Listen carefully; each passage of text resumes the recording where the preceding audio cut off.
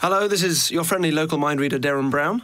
And Iain Sharkey. Iain Sharkey, who is my co-writer, and we wrote this show together with the help of our production team, but we were kind of, I suppose, the brains behind it. The brains behind it. Well, I'm the brain behind it, you're the beard behind it.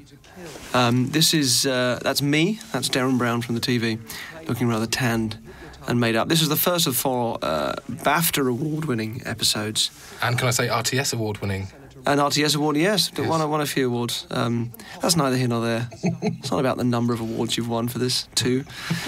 This came from a few sources, one of which was, the principal one of which was a documentary about this guy here, Sirhan, who assassinated Bobby Kennedy, who you can see there. And he claimed that he had been brainwashed by the CIA. So it's got an interesting premise as to whether or not that is even possible, or whether it's just simply nonsense. There he is now, looking much older. He's been in prison for a long time and still, of course, maintaining that he was essentially brainwashed, that he was hypnotised to do this. Which is an extraordinary story. You've seen the video as well, haven't you? Absolutely. Yeah. No, I think for me, we've talked about hypnosis a lot over the years, and always that question that crops up, and you see it crop up online as well, is can you get someone to kill under hypnosis? And that was the sort of basis for this. And why I think I like this one so much is we went into it just genuinely not knowing what was going to happen, it was sort of an exploration of that as a concept. There's Stephen. I was going to say, I did think it was Robbie Coltrane with that that silhouette. The assassin, and there I am again.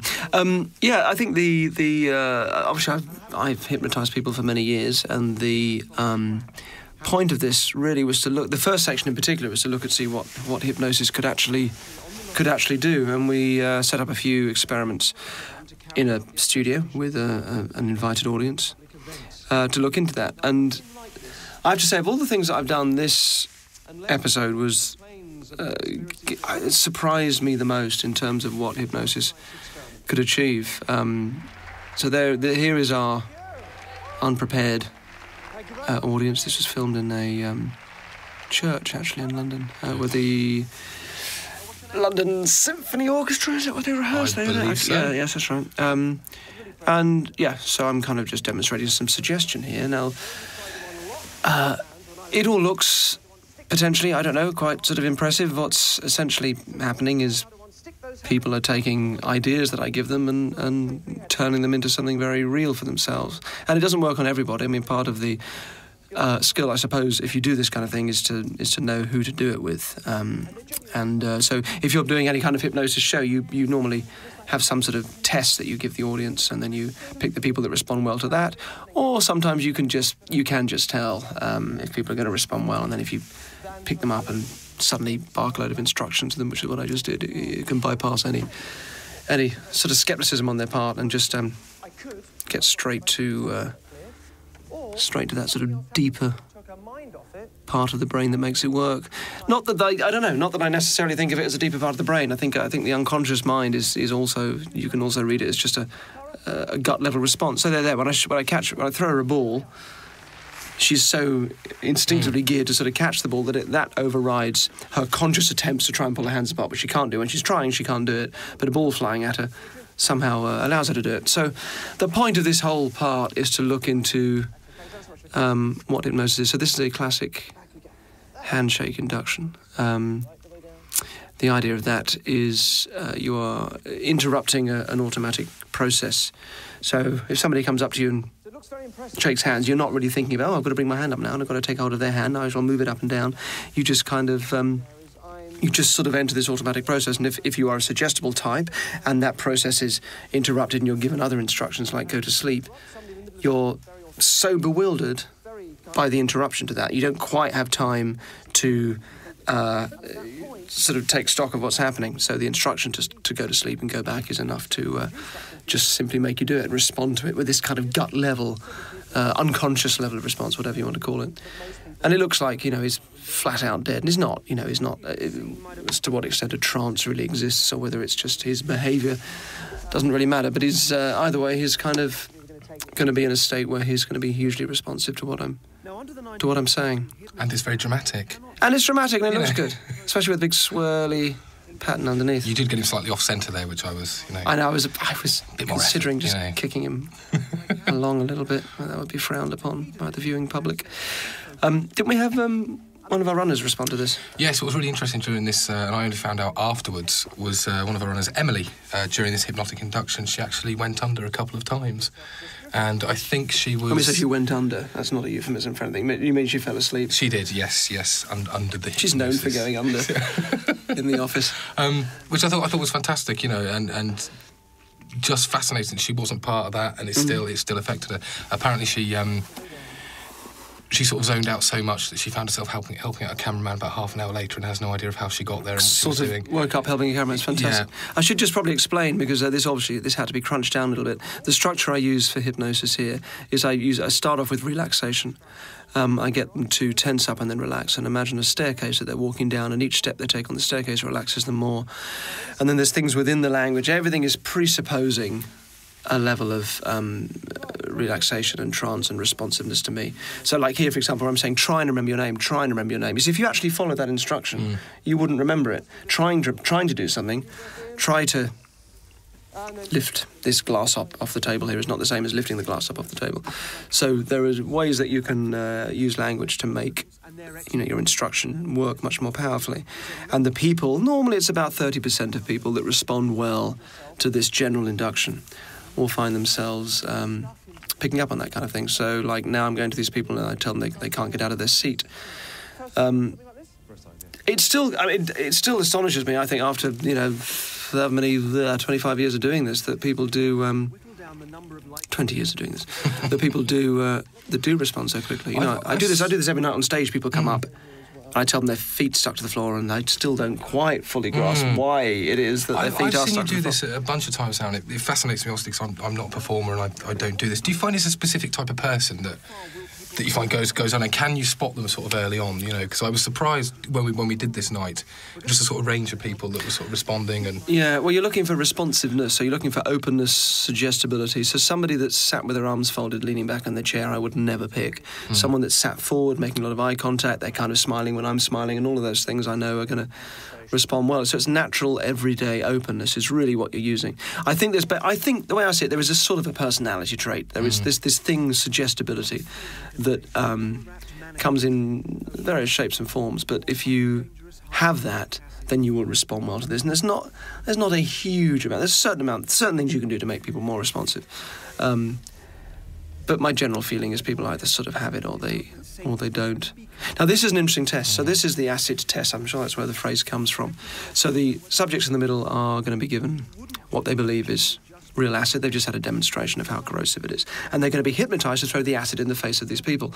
And the whole point of this and the ice bath thing that comes later is just to see whether or not hypnosis, is it at some level people just playing along, or is there something qualitatively... I always get that wrong. Quantitatively... qualitatively. Yeah, see, I do always get it wrong. Qualitatively different in the... Is it something measurably different? Measurably, yeah. It's actually different. Because you wouldn't throw acid in someone's face if you were playing along. But equally... So these are real tests, and they were set up by the scientists, but... We sort of imagined, in fact, they were taking bets on this as to how many people would do it, and they thought 2 would. But equally, if you've seen someone else do it, and nothing bad has happened, even a split second later, you would probably do it. So basically the point is, this is a safe environment. So although there's no reason why they should believe it's anything other than real acid they've got, they have no idea that this switch is happening now when they're only going to throw water. Although it's all being done for real, there's something about the fact that they are in a TV studio. They're being told in front of cameras to throw acid at somebody. You kind of think somewhere in the back of their mind they're going to know this is safe. So this is... The point of this demonstration, really, I suppose, is to see, well, this probably would work. Probably a few of them would throw the acid, which is about to happen now when I pull out my... This was a bedrock for us, wasn't it, to test whether someone would do this in the safety of a sort of TV environment. And then later on, it was removing that safety of the TV environment. Yes. So someone would still do it. Exactly. But there's also... See, Chris, actually interesting, there was... it's difficult to judge from... I think they did it roughly at the same time, but of course to show the shot, I don't know, it's a bit difficult to tell whether they're absolutely instantaneous or not. But, so they all do it, which we were surprised by. We thought maybe 2 or 3 of them would. Alec there was the other guy we nearly used for this. But what was really interesting, this then sets up the ice bath thing that comes later, because irrespective of whether you're in a TV studio or real life or wherever, getting into a bath that is full of ice is not something that you could... There is no kind of playing along it's safety a general valve for physical that. sort of response, isn't it, that you can't avoid at all, because it's pain, technically. Exactly.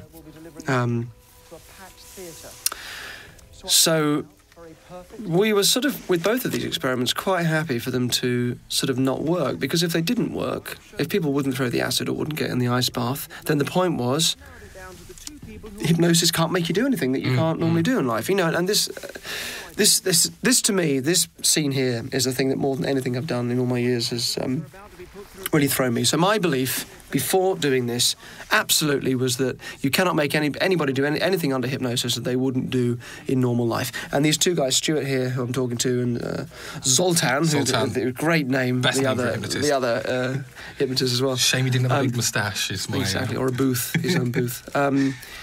But also agreed. They actually, just before we filmed this, I heard on the grapevine that they were both saying it probably wouldn't work. They were placing monetary bets with each other. Yeah, I know, it's hilarious, isn't it? So for example, I've hypnotised people not to feel pain before. It's a relatively straightforward thing to do. And it's, look, they can only keep their hands in for a few seconds here. And the reason why it's relatively straightforward is that pain is such a subjective thing. If you cut your finger, you don't realise it won't hurt necessarily until you see that it's cut. And then you see the blood and you see you've cut it, and then it starts to hurt. But, you can have that experience of cutting yourself. Or soldiers getting wounded, and the adrenaline, is so much when they're on the battlefield. They don't feel it. They don't feel any pain until they get back and then realise they're horribly wounded, and then suddenly they can feel the pain. So I kind of, I get and I understand that pain is a very subjective thing. But I didn't think, really, that you could take a bath of iced water and have somebody consciously climb into it. I thought what would happen is they'd stay in for about the same level of time, but that they would, they'd find a reason to move their hands. They'd believe that it was warm, but they'd still find a reason to move their hand. I was very surprised by this point. Probably can't tell from my face. That is my surprise face. That they were able to keep their hand in for this long. Which, of course, is fine. Again, if it didn't work, it just sets up the fact that, OK, it is just sort of playing along. So, therefore, could the assassination work? It would make the assassination even more amazing. Incidentally, that thing there, which can look very amazing, I just touch the side of the bath and suddenly it clears the suggestion. That's quite easy. Clearing a suggestion is easy. Getting the suggestion in is the tricky bit. Just telling them that it no longer applies, telling them that the suggestion is cleared, that's simply, you're just removing a belief. That's something I never asked you. Do you think because there was two of them, there's a layer of them trying to outdo each other in this section of keep an eye on? Do you think that strengthens the suggestion or anything like that? Because it's possibly. Well, maybe that could help. But equally, you could say if it's just one of them, then they'll feel the pressure more. And they still feel the pain, of course. I guess Yeah, nearly went with Alec. Throughout the evening, I've been assessing both candidates, and I've come to the conclusion that Chris is my perfect subject. Yes, it was an extraordinary thing, and his, his heart rate was going down. And there is, I don't know what people think when they watch these things. Sometimes there is absolutely no trickery there. The thing was, could obviously just be warm water and plastic ice cubes, but the whole thing was set up by the scientists, and it threw my natural scepticism about the hypnosis. But it still, at the same time, inhabits that same world. What this reminds me of, actually, was for one of the stage shows, I was talking to Andy Nyman, who was working on the stage show with me and co-writing it, directing it, about those sorts of suggestion things. There's a classic stage hypnosis trick where you get someone to eat an onion and tell them it's a juicy apple. And you look at it, and it looks sort of impossible and amazing. It looks like you must be doing something to people's brains that they could eat a disgusting onion, but they can't raw, taste it, and think that it's delicious and sweet and juicy. Andy said, "Well, I bet you could do it anyway." And he went to the fridge, took out an onion from my fridge, and just started taking bites out of it to prove a point that you could just do it anyway, which is what we both imagined. But that's interesting, isn't it? That when you're trying to prove a point, that mental state allows you to pick up an onion and start eating it. That's very different from just someone going, "Oh, go on, try and eat this onion," and then you're kind of going, "Oh, no," and you're trying to take a bite and you can't. That's very different. So that mental state, nothing to do with hypnosis, just a different sort of motivation, is enough to make what looks like an impossible thing when people are hypnotised actually quite ordinary and everyday. Becomes something you just do. Yeah. And whether or not this is exactly the same thing, I just don't know. I still look at this and I think, well, there's no...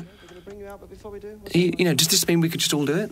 Yeah, well, what could any of us do that? Could any of us just do that, given a camera crew and a studio and a certain amount of pressure? Could you just do that and not feel any discomfort? Because it's completely comfortable. I don't know, because I had a go in rehearsals at putting my arm in the ice bath, and it really fucking hurt. It was 20, 30 seconds tops. You can't do it. And the fact he got in that night, I was genuinely worried he was going to have a heart attack because I knew how cold it was and how much it did hurt. Yeah. And there's no flinching, no reluctance from him. I find that amazing. And then you go and be a complete git and clear it right there. Yeah. Okay, I would step out. Yeah. Oh, you can see the thermal thing there. Yeah, Thank you so much, Chris. I think it really did. Well done. This is an experiment. It did throw me. I mean, it still relates to pain being a very subjective thing, which it is, and there are ordinary, everyday experiences. As I said, where you can cut yourself, or you can have the hot tap dripping on your toe in the bath, and you think it's the cold tap, and you don't realise it doesn't hurt until you realise it's the hot tap, and then suddenly it starts hurting. These things do happen in everyday life. Really interested. It looks very dramatic. 4 people just throw acid in the face of other people. And I don't know. Maybe that's just... the other thing, of course, is not everybody would have responded that well. I mean, Chris was the most... I think either him or Alec, the other chap, would have been good enough and could have used. But, those are 2 people out of a large room of people. So, we're dealing with the most hypnotisable people in a large room. I'm talking to these guys, essentially hoping that they'll say, well, this is all well and good, but somebody actually shooting a celebrity in real life is a very different kettle of ball games, which is what we're after, and they did, which of course just didn't know. Didn't really know. Kind of like that. I like it. It's the fun of these shows, isn't it? Particularly with these shows being experiments that we didn't entirely know. I think that was the sort of point. That's what we almost set out to do, wasn't it? To actually make them experiments and go into them with a sort of premise and not know what the outcome was. And I think this one especially was for me, the real heart in your mouth process, all of it. We talked to the people closest to him and slipped. There's proud parents there. Proud parents. Knowing that their son is potentially going to assassinate a celebrity. I don't think Chris would do anything bad to him. There's something also about Chris, and I'm aware he'll probably be listening to this at some point, but in the nicest way, but there was something so responsive and just sort of open about him in the sense of what I needed to sort of get the... because suggestible people come in all shapes and forms. I think the key is the openness. It's you see a bit later on we went out for a drink with him, and it really felt like he just what's the word? Got drunk? It was a very soft and lovely character. Yeah, well, it does. I think it absolutely ties in with very attractive personality traits, because people that are suggestible are naturally very open, so they are responsive. They are, and people responding to us are things that we really warm to in people. We don't normally respond to people who feel more detached and more cynical and so on. You and I became good friends, I should point out, because you were in the seance program. Absolutely. And by the very nature of you being in that and all the stuff that went through, were clearly a very suggestible type. And you're very nice. I do. I have lots of attractive personality traits. You do. Such as openness, warmth, and dashing good looks. You're open, certainly. So I brought him to a rifle range just outside London to meet Anne. Can I say, this bit was fantastic. This day was amazing. Yes, this again was a kind of, was... the key to this was to, have him just get used to handling a gun. And I was interested to see whether or not, if I hypnotise him to have a better aim, just again, what sort of difference that would make. Now, we were all surprised, including that lady there who runs the place. Ange? Ange, that's right. We were all really surprised by the level of improvement that happened. And I think, again, obviously, he's having a go with the gun first, so it's not like he gets hypnotised. It's the first time he's picked up a gun. So we were I was relying on Ange's feelings about it as to how amazing it was, and she was saying no, he's gone from somebody who's only picked up a gun 2 times or twice, I suppose would be the correct term for that, to somebody who's like they've had three weeks of training. So she was amazed by it. There wasn't just because I did think, well, is it just that he's had a couple of goes, But she was quite adamant that it couldn't be explained by that. But again, what's interesting to me is I still don't believe that hypnosis itself is any kind of special thing.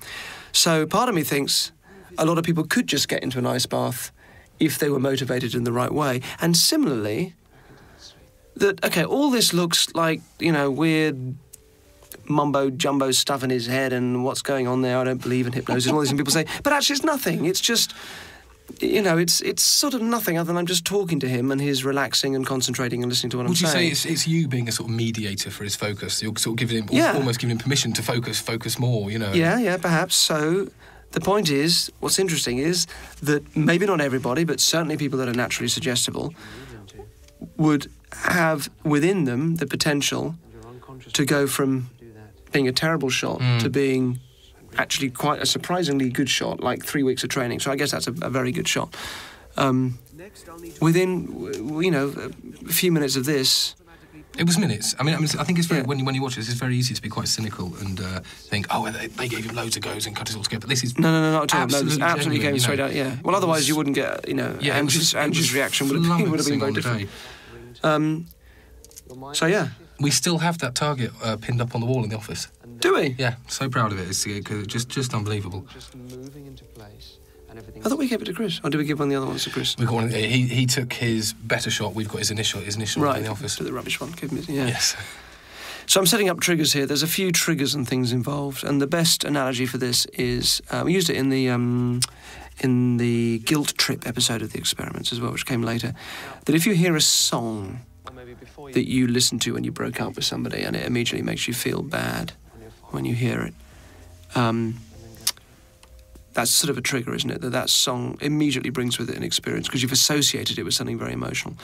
So I'm putting him into this kind of prime marksman state, and then which again I don't know anything about shooting. I can't shoot a gun. I don't know what I'm talking about. I'm just telling him he's in his prime marksman state, and then telling him to touch his head, and. All right, I've kind of taken advice on what you need to shoot a gun, right, in terms of how to aim and how to relax and everything, but I'm not really giving technical advice. I'm just getting him in what he feels is the right state, and that's enough to do it. So then touching his forehead there becomes a trigger for him, and there's a few triggers that get involved. Things... The heist was another good example of that. Yes. With the colour green and that song, things that become associated with emotional states. I was so proud of him here. I think we all were, weren't we? It was quite touching. Yeah, it really was. And just blown away by that. And I needed Ange to just kind of confirm to me that it was amazing, because I thought, well, it looks amazing to me, but what do I know? But No, I do remember at the end of the day there was that moment of, because this in itself was a sort of minor experiment, just to see if it would work. And like you said, you're taking the advice and stuff, but I do remember at the end of the day, me and you sort of being outside the fire range, just going, oh my gosh, dancing around like little girls. It was unbelievable. Trying to look cool on camera. Yeah. And, if I did dance around like a girl in the background here, it wouldn't have looked the same. Oh, you'd have pulled it off. There you go. Just unbelievable. I mean, did this make you think about sort of hypnosis in sports and stuff? I know I went home that night thinking about... Yeah, it did. Yeah, it's been a long time since I kind of engaged with hypnosis this sort of directly. I think the thing is, it just works on some people better than others. Chris is an amazing subject, a great, great person for this. So while it's easy to look at that and go, great, well, can you hypnotise me then? Because I'd like to shoot better, or I'd like to do this, or it's not... It doesn't work the same on everybody. And, you start getting into charlatan areas and false information if you give the impression that it can. But if you can filter out the people that do respond well to it, there's no reason why not to. Sorry, I'm slightly burping on my own wine. Do you want another glass? Yeah, fantastic. As we become more intoxicated during this commentary, I'm quite happy to reveal more and more of my secrets. It's okay, they're already online. The website address is www. Sorry. Right. Oh, this was a fun day. What are we doing? What's this? This is taken through his amnesia training. Oh, God, yes. Yes. Yes. This was the thing with the PIN number, wasn't it? Mm-hmm. I haven't really watched this since it went out. I've been on tour and doing all sorts of other things, so Oh no, this isn't the pin number moment. This is the. The pin number moment comes later. I think this is From the gun range to this warehouse building. He's getting him used. Test. shooting a gun, then forgetting about it, wasn't it? I think, and making the phone ringtone trigger off the desire to shoot the gun, I believe. Yes. I can't remember, and there's no sound, so I don't know what I'm saying. I'm trying to remember. We could pretend that you could be you and I could be him, and we could make up a little story. And, you know. This I do remember. This was great. This was the amnesia. These are all building blocks, like they're building blocks of the show. And the important thing was that whatever happened, the main things were.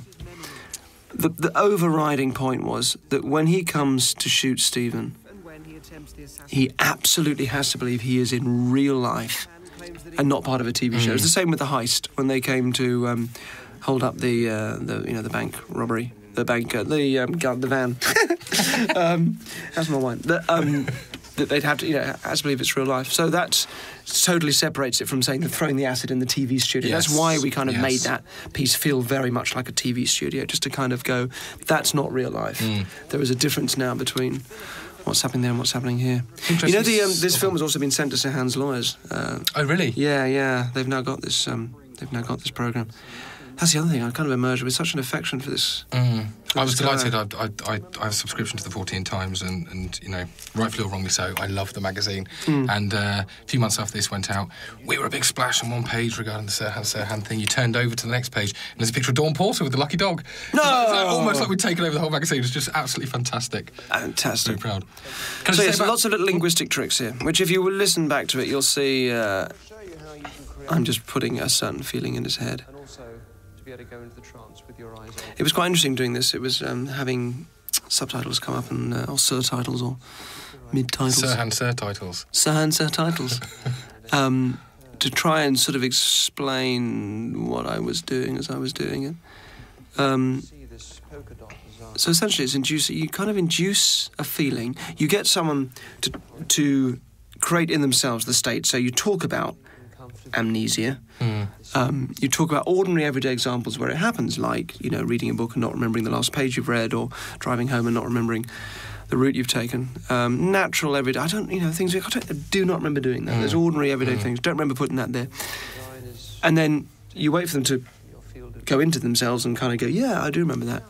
And then you harness that. So you're just taking, all of this is taking really ordinary everyday experiences and focusing the person on that experience and making them go very much kind of inside themselves. How long were you looking at the screen for? 10 seconds. Oh, that's right, I only thought it'd taken a while, didn't it? Yeah. Stand up for me, just come and stand about there. So now he has a trigger. This was giving him the trigger of the polka dots. That you use at the moment.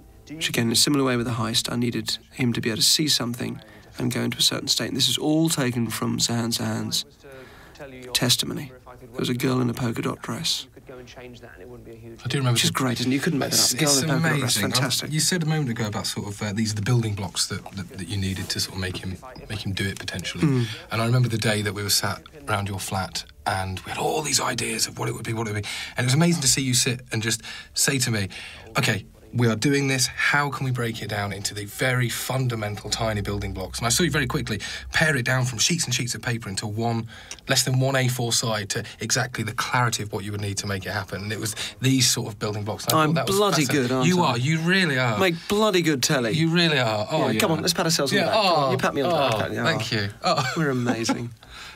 So lucky to be in the media. No, it was nice. I mean, it's like I said, I will happily run away with loads of ideas. And let's get him to do this, And you've got that lovely clarity that you pulled into this. And it wasn't just his PIN number, was it? There was something else you made him forget, and I can't quite remember what it was. There was, and I can't remember. We cut it out. We've forgotten. There's something so ironic about that. I don't tell anyone. It's not like he could have asked. Hasn't he got white teeth? Got amazing teeth. Yeah. He might have written it down anywhere.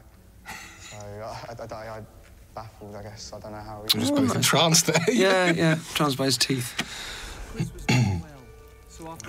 These other shots of Stephen going about his date. No. Oh, this was fun. Nearly didn't make this into the show, actually. This bit nearly kind of got cut out. Often you sort of overfilm, you film bits, and then when you put it all together, you think, we don't really need that, or we haven't got time for that. But I did really like this. So this is now testing out the amnesia. So he now has this powerful connection between a polka dot handkerchief and the experience of amnesia, which again is no different than listening to a song and it taking you back to a particular state. I mean, it's actually quite an ordinary everyday thing. All of this is. Which again is why you can say, truthfully, that there's nothing really that happens under hypnosis that isn't stuff that happens in ordinary everyday life. However, you're just making it, you're taking somebody who's particularly prone to it and then really focusing it and sort of amplifying it, but essentially it's rooted in quite ordinary everyday experiences. I say, I'd forgotten about how we wanted this shot. Yeah. It's actually making me grin now. I remember laughing quite a lot when we said about the camera staying on you and... Yeah, great stuff. Yeah, so this is kind of quite... Again, it's quite sort of everyday stuff that you... How many times have you done it? You put something down and you can't remember where you've put it. Or you look for something and it ends up being right in front of you and you didn't see it. That's another thing, you know. Oh, car keys is the great one. Or looking for a book on a shelf is always the one. That's right, yeah. I don't know when that's happened. That's an interesting one. So I would always make myself invisible at the end of a hypnosis demonstration. And people can't see me, and it looks amazing. But, again, it's the same thing. You look for a pen or car keys, you can't find it, and they're right in front of you. And you're like, why didn't I see those? What's just happened in my brain that I've just blanked that out because I somehow didn't expect it to be there? Yeah. The bread bin. I'm very quick. It's a kind of a speed thing, but honestly... I love the look on his face throughout all of this, just sort of benign bemusement. Yeah, no, it's almost bewilderment of just... Benign bemusement and bewilderment. Yes, because I think as well, he has no idea of where this is going yet. Yeah. So I do wonder at this point, you were meeting him and you were taking him through all this sort of covert training to show him what hypnosis was. I wonder what's going through his head about where this might lead, you know. Because he had no clue. It's also unusual in that I'm actually kind of using hypnosis quite overtly here. I mean, for years I've kind of used it in a more disguised or subtle way. It was actually quite interesting with this show. It was quite a sort of... I don't know, it was fun. It felt like a sort of relief to be able to just sort of use it quite blatantly. I mean, this feels like this, sort of a stage hypnosis kind of stunt, particularly his kind of confusion when he can't find it and all those kind of things. Can I just interject on that previous shot? You did actually see Tom, the cameraman, if you watch the commentary for the brain trick elsewhere on this DVD. Yes. You'll see that we mentioned he faints in quite a hilarious way. So it was the guy with the dreadlocks. Do we see his dreadlocks? Yes, we did. Yes. Okay, yeah. Oh, is that in there? No, not quite. So what are we on to now? Shots of... This is clearly Paris. Oh, yes! Oh, yes. Oh, there's Tom, top left-hand corner. So he faints during the... Fainting girl Tom, we call him. Fainting girl Tom, we call him. Top left corner with the dreadlocks. And he faints during the operation thing, which is a separate extra on this DVD. She's gorgeous. Now, that gorgeous lady is your girlfriend, fiancé, and my makeup lady. Financer. That handsome chap is Marcello, who's the Italian waiter.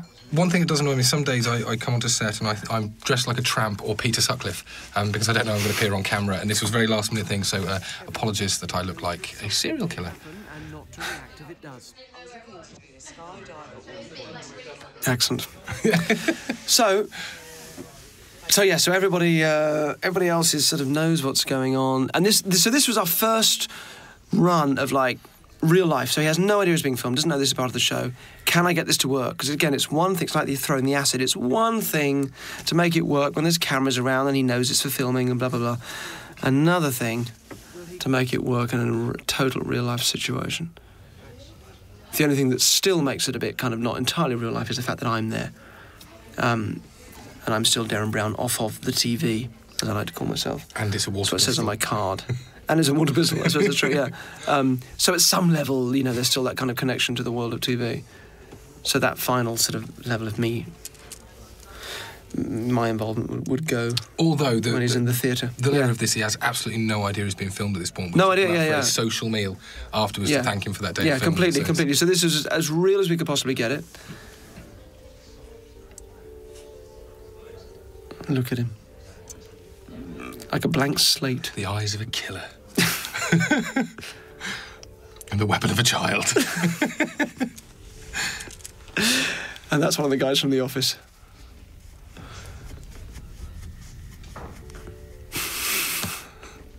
And can I just applaud my lovely lady there for the way she starts the conversation again? Yeah, we pick up. We weren't briefed at all about how to do this. No, this was all a bit made up. There was no time to really think about how we were going to do this. And then she's straight into back, talking about bungee jumping. I believe. Yeah. Fantastic. I did enjoy this. So there was a real heart-stopping moment soon after this, because I think you had a performance to go to about half an hour after this. So after dinner you left. And leaving you with him? Leaving us with him, but the joy was you left your coat. So we sort of had in the back of our minds, we've got to get the coat back to Derren, and this is, he's going to come back. And it was just this very sort of weird thing that you'd left us with. This was amazing. Yes. Yeah, this was, again, another bit we nearly didn't use, but I thought it was very important to me that he should have experienced amnesia. He should not remember firing that water pistol at the guy in the restaurant. That's part of the suggestion. But again, it's really interesting. When someone says under hypnosis they can't remember something that they've done, are they just sort of playing along, or can they really genuinely not remember it? And that it's a constantly fascinating experience, because you can never climb inside someone's head. You never can. You never really know what their level of playing along is, to what extent they still just want to kind of conform and kind of make you happy. You never know. And there is one way of looking at hypnosis that is just that. It's just people simply wanting to help you out, playing the role of someone that's hypnotised. So it's like, great, let's strap him to a polygraph and a lie detector and see whether or not he really does remember it, at least as far as the polygraph is concerned. I think what fascinated me about this bit was all the way through there's some level that we were testing a conspiracy theory. There's a strand to that. And I think this was the moment for me where it sort of became, wow, he actually really doesn't remember. Yeah, he really doesn't remember. Yeah. So therefore, what does that say about the Sirhan case? And I went in very sceptical about that whole thing and sort of left with a lot of grey areas and questions. Now, it's worth saying, of course, that you can fool a lie detector if you know what you're doing. I mean, a lie detector is picking up on those kind of unconscious responses like sort of sweat and so on and heartbeat and all those things that we are natural responses to lying, and you can fool it. It's not a perfect way of telling. It's probably the best we have, but he's not going in there as a trained mind. No, he's never been exposed to one before. Exactly, and it quite clearly would have shown if he would, that sudden question, did you shoot a water pistol at someone in a restaurant last night? There's no way he would have been able to not respond to that at some level and to give off some sort of reaction to a question like that out of the blue if he knows that he'd done it, and he was just sort of playing along. Plus, he'd feel confused. Is this part of the show? Am I supposed to play along to this? Exactly. Am I supposed to say that I did do it? This is a lie detector. All those things would have responded. So the fact that he didn't is really meaningful, even though, you do have to say that a lie detector is not a perfect judge, in a criminal case. It really isn't. So there he is. Stephen Fry. The very lovely Stephen Fry, who is just one of the most extraordinary and adorable I was people. overjoyed he agreed to do this. Just fantastic. I know when we came up with the idea of, can we get someone to try and assassinate a celebrity, and I initially wrote up the document to show it to everyone. I had to put a celebrity in, so I called it Killing John Barrowman, which was... Yes. That was the first draft of the idea. That would have been a very different show. Too camp, way too camp. Oh, so yeah. we went for it was a show about justice back then. It changed. It really changed. So yes, we are now into absolute Chris's real life experience. He does not know that there's any kind of filming going on, and we've sort of crowbarred this. The reason was why he's got the gun. He's got the gun because he thinks there's going to be some filming later, when he's going to have to give me the gun. And Dave, our researcher, is saying to him, Dave, who also featured on the game show, is telling him, look, this is a real gun, so please be careful with it. So Chris believes he's being left with a real gun, and in a situation where there is no filming happening. So there's none of that safety net. There's none of that kind of, he's just doing it because he thinks at some level. I should say I still have Stephen's shirt, because we had squibs underneath that. I have Stephen... I haven't seen this since I folded it up, put it in my cabinet. I've got a cabinet with souvenirs that I keep. I have Stephen's shirt. I do. I've kept the shirt. Is Paula there, our producer? Also, what's astonishing, aside from anything else, is that Stephen can just go out and improvise an hour's talk. It was quite a long talk that he gave. It was spectacular. And before he went out, I got told this the other day, before he went out, he actually said to Paula, our producer, what is plan B if he doesn't shoot me? And we were so tired of time. We didn't actually know. No, we didn't know if he would do it. No, I should say, I have such a level of confidence in these things that these things will work that I kind of rely on my confidence just dribbling down through all the other levels of production. Well, I think Stephen went out terrified because he didn't know what he would do. Should he just ad-lib another hour? Just keep going, keep going. Yeah, absolutely. Well, the feeling was if he didn't do it, he didn't do it. And that was the experiment. And the experiment was, no, you can't. So therefore, Sahan is a fibber. But he did. Can I say in the rehearsals for this, because we had to rehearse it both ways, if he did it or didn't it. Not with Stephen. Not with Chris. No, not with Chris. Not with Chris. No, not with Chris. It was with Steve, but we had to rehearse it in case Chris went either way, and I got to stand in for Chris. So I have in my mental bank the image of me shooting Stephen Fry, which is always a late night pleasure, I must say. Yes, those are for camera rehearsals, obviously. Yes. So we need to get a sense of kind of where people are going to stand. So we kind of did a sort of a run through. Stephen on stage. You up there with a gun, but that must have been quite a thrill. Yeah, it was like playing Call of Duty. It was fantastic. Absolutely, the spring of... They should do a Call of Duty with celebrities. Celebrity Call of Duty. There you go. That'd be great. Yeah. What are they up to, 5 now? Oh, there's 1, 2, yeah. This is Ali. Now, Ali is part of our production crew. Ever since this episode, every time we see her, we always say to her, who's our target? And she always says, your target is Stephen Fry. Here she goes. In a sort of whispered voice. Your target is Stephen Fry. There he is. At this point, I'm waiting in the wings of this theatre. We're all just going, what's he doing? Can't see. Oh, there he goes. Yeah. Her phone, that's right. That's the phone ring. So all these things are being triggered off. Your target is Stephen Fry. The target. The target. And then we just waited. Ali's amazing, by the way. Ali sorts out...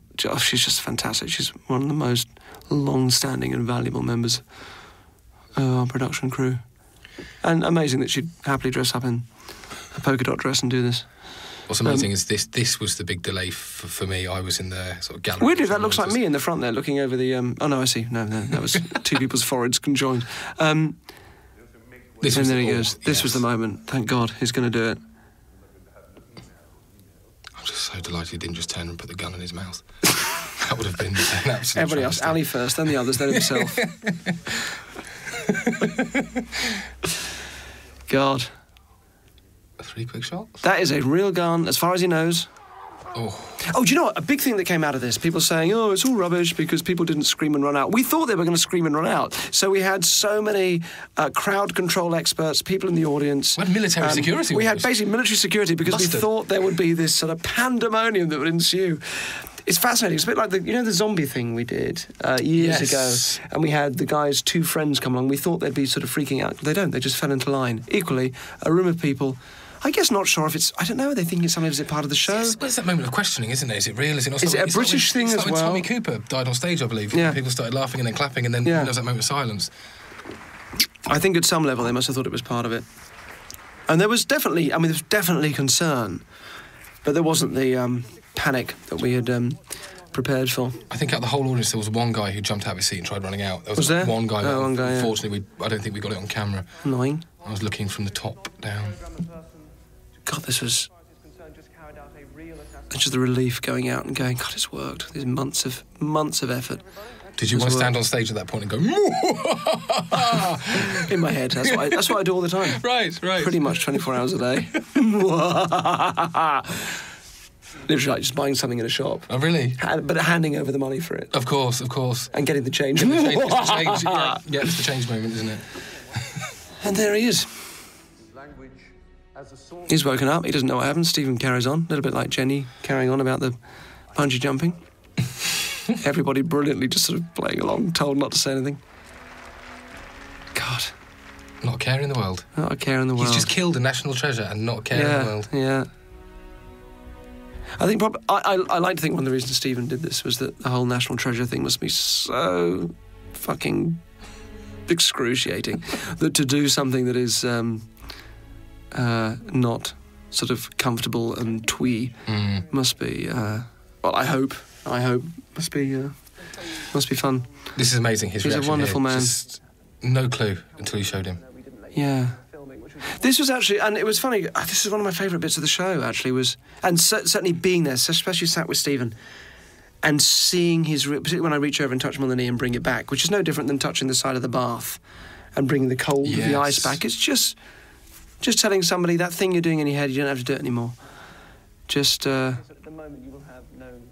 releasing the suggestion was one of my most, because there he's watching it, I presume, thinking, I don't know, what's that? They just edited that together? I don't know what that is. He's confused. But his face when it came back, which was sort of around here. Just start to think that for me. It's just like a mental block that you have there at the moment. As he remembers what he's done. Just start to let that go, and you can start to let it. Oh. What's coming back to you? I remember the poke with that woman coming in there. Yeah. This was amazing. I remember Stephen being Where did you think you were? baffled by it too. Nowhere, but if anywhere, it was closest to the range, because I could visualise the lights going down and the target. I remember it left you and I with a lot of questions afterwards. We, not knowing how it was going to go and having read the Sirhan stuff. Having read the what? The stuff about Sirhan. Oh, yeah. Just unbelievable. It changed my view on sort of what I think hypnosis is, and it made me think as well, if this is one conspiracy theory that I sort of think in the back of my mind might be true, what other ones are true? I think this proves that all conspiracy theories are true. Yeah, well, this proves that aliens exist. Well, obviously, that's a given. Oh, what a lovely guy as well. Everything that needs to be cleared for your own safety and well-being. And what's brilliant, after the show, he only went out and killed 4 other people. I know, only 4. I know. It could have been so much worse. That open prediction you made of 12. I know, yeah. Way out.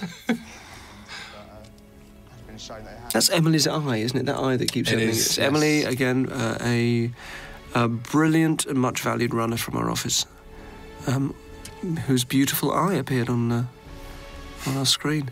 And that's that. There we are. That's you and me. Yeah. Way! And thanks to everybody else. And there's some other people, Maximilian, Stuart Nichols, and Jennifer Cooley, don't know who that is. And some Faye Rochford spelt wrong. Oh, sorry, Faye. It's Faye with an E. And those people, Gareth Smith, independent psychiatrist. We always have somebody on board who just checks, totally independent from what we want to do, that people are going to be robust enough to go through these things. David Valance, he was brilliant. Old Dinsel, our director forever. And Fee Cotter Craig. That's us. That's our lot. Thank you for listening. That was fun, wasn't it? That was fun. I enjoyed that. Let's do another one. Oh, let's do it again. Yeah, that was great. Thank you very much for listening. That was lovely watching it again. And, it was a really fascinating experience that I think more than anything changed my views on what it is that I do. Now we can put our trousers back on and get on with our lives. I'll certainly put my shirt back on. I'm freezing.